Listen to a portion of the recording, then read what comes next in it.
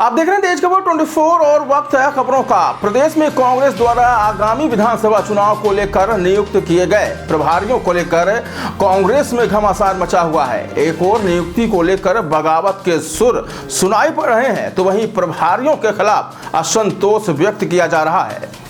दरअसल कुछ ऐसा ही हाल रीवा में भी देखने को मिल रहा है, जहां प्रदेश कांग्रेस कमेटी द्वारा चौधरी राकेश सिंह को रीवा जिले का प्रभारी बनाए जाने के बाद कांग्रेस पार्टी के ही नेताओं द्वारा चारों ओर विरोध दर्ज कराया जा रहा है। रीवा में आज युवा कांग्रेस की ओर से आशुतोष तिवारी ने प्रेस वार्ता के दौरान कहा कि चौधरी राकेश सिंह कांग्रेस के एक ऐसे नेता है जो समय पड़ने पर सरकार को पीठ दिखा सकते हैं। उन्होंने कहा कि कांग्रेस पार्टी से चौधरी राकेश सिंह को 6 साल का वनवास दिया जा चुका है। ऐसे में रीवा जिले की कमान उनके हाथों में कैसे दी जा सकती है, जिन्हें यहाँ की भौगोलिक, सामाजिक व आर्थिक परिस्थितियों की कोई जानकारी नहीं है। कांग्रेस के युवा नेता ने कहा कि विंध्य में कई ऐसे कद्दावर नेता है जो रीवा की कमान संभाल सकते हैं, फिर ऐसे में चौधरी राकेश सिंह को प्रभारी बनाना समझ से परे है। तो आइए जानते हैं आगे क्या कहा युवा नेता आशुतोष तिवारी ने।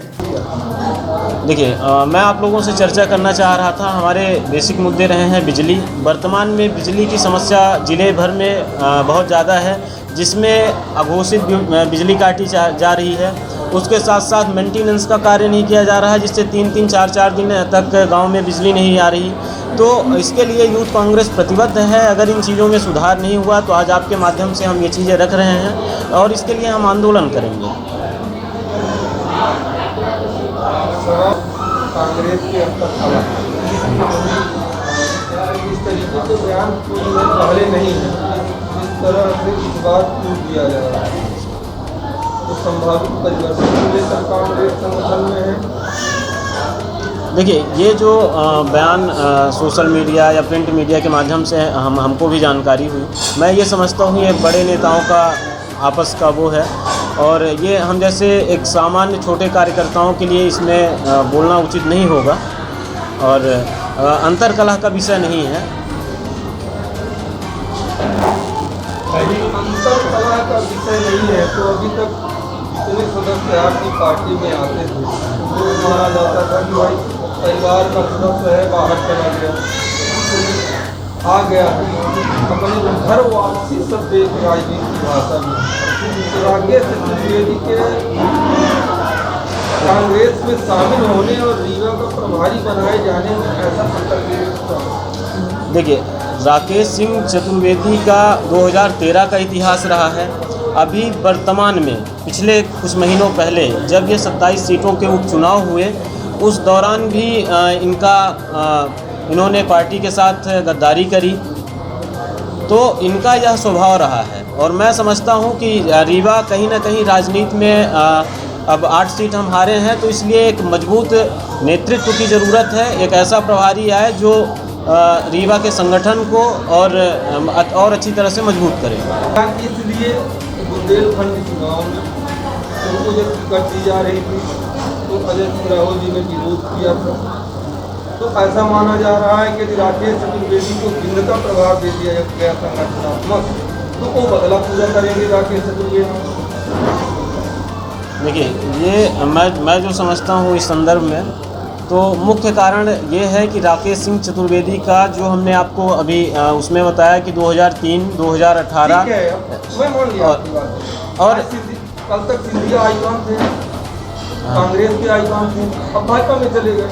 हो सकता है समय में परिवर्तन हो, कांग्रेस में आ जाए। देखिए, अब सिंधिया जी की बात में इसलिए सिंधिया जी की एक पुराना उदाहरण बता दी, जहाँ से आप बात कर रहे हैं वहीं से अलग पार्टी भी बनाई कांग्रेस को, फिर गए और मानव संसाधन डिपार्टमेंट घर वापसी थी। नहीं, देखिए, मैं समझता हूँ कि जिस संदर्भ में आप चर्चा कर रहे हैं, इस संदर्भ में यह दूर दूर तक कहीं से इन चीज़ों की तुलना नहीं की जा सकती। मैं ये समझता हूँ कि स्वर्गीय श्री अर्जुन सिंह जी और राकेश चतुर्वेदी में दूर दूर तक कहीं से इनकी तुलना नहीं करी जा सकती। और अगर एक अलग नया मोर्चा बना तो वह पार्टी में विलय हुआ और निरंतर उन्होंने कांग्रेस को मजबूत किया है। लेकिन राकेश सिंह चतुर्वेदी जी का पार्टी में होकर भी अभी के पिछले चुनाव में जो उपचुनाव हुए उसमें भी उनकी जो गतिविधियां रहीं वो सही नहीं रहीं। इसलिए मैं समझता हूं कि रीवा ज़िले में एक सशक्त प्रभारी की ज़रूरत है। तो राकेश सिंह चतुर्वेदी का नेतृत्व मेरे हिसाब से सही नहीं है। चलिए, मैंने अभी आपको पूर्व में ही बताया है कि 2003 की बात है। 2003 में जब चुनाव हुए, आज जो चल रहा है 2003 में, तो 2003 में जब चुनाव हुए तो उस समय ज़िले का नेतृत्व किसके पास था यह सर्वविदित है, आप भी जानते हैं, मुझे बताने की ज़रूरत नहीं है। उस समय भी प्रभारी राकेश सिंह चतुर्वेदी ही थे। हमारे 7 प्रत्याशी दहाई का अंक नहीं छू पाए थे। तो अभी 2018 में तो हमारे जो जितने भी प्रत्याशी लड़े, 1-2 को छोड़कर सभी एक अच्छी फाइट में थे और किसी दुर्भाग्यवश दूसरे कारणों बस वो चुनाव हारे।